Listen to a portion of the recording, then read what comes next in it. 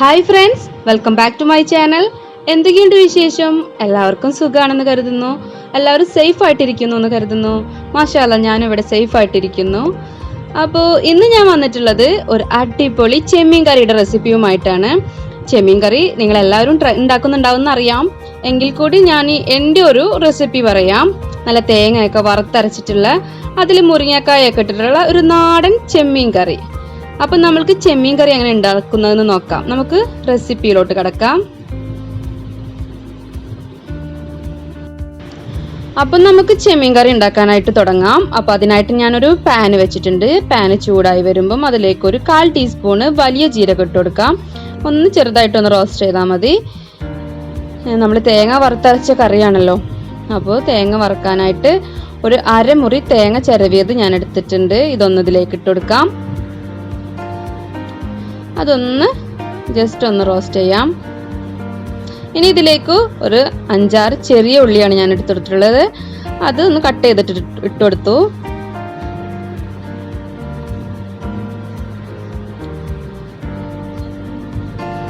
ഇനി ഇതിലേക്ക് നമ്മുടെ കറിവേപ്പില കുറച്ചൊന്ന് ഇട്ടുകൊടുക്കാം. എന്നിട്ട് ഒന്ന് ചെറുതായിട്ട് റോസ്റ്റ് ആയി വരുമ്പോഴാണ് നമ്മളിതിലേക്ക് മസാലപ്പൊടികളൊക്കെ ചേർക്കുന്നത്. അപ്പം ഒരു 1/2 ടീസ്പൂണ് മഞ്ഞൾപ്പൊടി, അതുപോലെ തന്നെ ഒരു 2 വലിയ ടേബിൾ സ്പൂണ് മുളക് പൊടിയാണ് എടുത്തിട്ടുള്ളത്. ഞാൻ നല്ല എരിവുള്ള പൊടി തന്നെയാണ് എടുത്തിട്ടുള്ളത്. അപ്പം ഓരോരുത്തരുടെയും എരിവിനനുസരിച്ചിട്ട് കാശ്മീരിയോ മുളക് പൊടിയോ എന്ത് വേണമെങ്കിലും യൂസ് ചെയ്യാം. ഞാനിവരുടെ ഒരു 2 ടേബിൾ സ്പൂൺ എടുത്തിട്ടുണ്ട്. അതുപോലെ തന്നെ ഒരു ടേബിൾ സ്പൂണ് മല്ലിപ്പൊടി എടുത്തിട്ടുണ്ട്. ഇതും കൂടെ ഇട്ടിട്ട് നമ്മുടെ തേങ്ങ ഒന്ന് വറുത്തെടുക്കാം. അപ്പോൾ ഇങ്ങനെ നിങ്ങൾ തേങ്ങ വറുത്ത് സൂക്ഷിച്ച് വെക്കാറൊക്കെ ഉണ്ടാവില്ലേ, ഇതുപോലെ നന്നായിട്ട് വറുത്തിട്ട് നമുക്കൊരു എയർടൈറ്റ് ആയിട്ടുള്ള ഡബ്ബയിൽ ഇട്ട് വെച്ചാൽ മതി.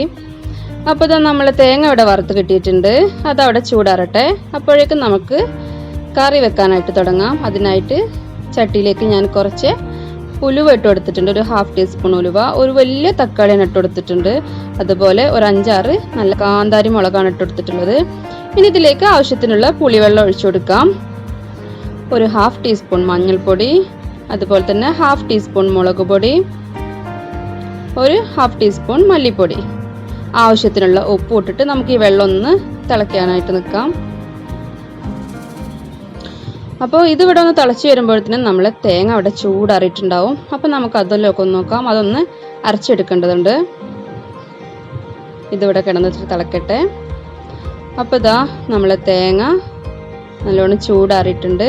ഇത് നമ്മുടെ മിക്സിയുടെ ജാറിലിട്ടിട്ട് ഇതൊന്ന് അരച്ചെടുക്കണം. അപ്പോൾ ഇതൊന്ന് അരച്ചിട്ട് വരാം. അങ്ങനെ നല്ല കട്ടി പേസ്റ്റ് ആക്കിയിട്ട് ഞാനിവിടെ അരച്ചെടുത്തിട്ടുണ്ട്. അപ്പോൾ ഇത് ഇനി നമുക്ക് നമ്മുടെ കറിയിലിട്ട് ഒഴിച്ചു കൊടുക്കാം. തക്കാളിയൊക്കെ വെന്ത് വന്നിട്ടുണ്ട്. ആവശ്യത്തിനുള്ള വെള്ളം കൂടെ ചേർത്തിട്ട് അതൊന്നിട്ട് കൊടുക്കാം. ഇതിലേക്ക് കുറച്ച് കറിവേപ്പില ഇടുന്നുണ്ട്. അതുപോലെ തന്നെ ഞാനിപ്പോൾ ഒരു മുരിങ്ങക്കായാണ് എടുത്തിട്ടുള്ളത്. ഒരു മുരിങ്ങക്കായ നന്നാക്കി ക്ലീൻ ചെയ്ത് കട്ട് ചെയ്തിട്ടുള്ളതാണ് എടുത്തിട്ടുള്ളത്. അതും കൂടെ ഒന്നിട്ട് കൊടുക്കാം. മുരിങ്ങക്ക ഒന്ന് വെന്ത് വന്നിട്ട് നമുക്ക് മീൻ ചേർക്കാൻ പറ്റുള്ളൂ.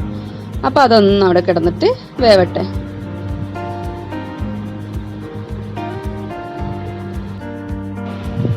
അപ്പോൾ ഇതാ നമ്മൾ മുരിങ്ങക്കായൊക്കെ കറിയിൽ കിടന്ന് നന്നായിട്ട് കുക്കായി കിട്ടിയിട്ടുണ്ട്. ഇനി നമുക്കിതിലേക്ക് ഞാനിപ്പോൾ ഒരു 1/2 കിലോ ചെമ്മീനാണ് ക്ലീൻ ചെയ്ത് വെച്ചിട്ടുള്ള ചെമ്മീൻ നമുക്ക് ഇതിലേക്ക് ഇട്ട് കൊടുക്കാം.